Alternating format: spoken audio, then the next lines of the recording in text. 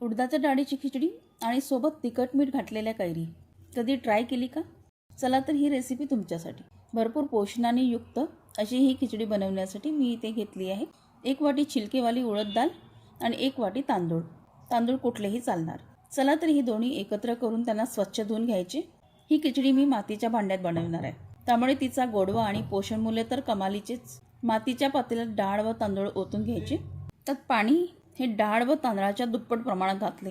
त्यात मी चवीनुसार मीठ घातलं आणि साजूक तूप 1 ते 2 चम्मच घातलं आणि शिजायला ठेवली.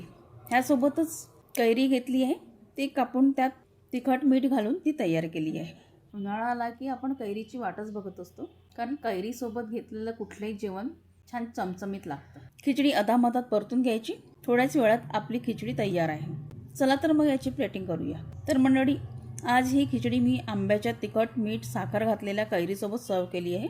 तर ही रेसिपी कशी वाटली ते मला कमेंट्सद्वारे नक्की कळवा. माझ्या रेसिपीला लाईक करा आणि माझ्या चॅनलला सबस्क्राईब करा. बाय.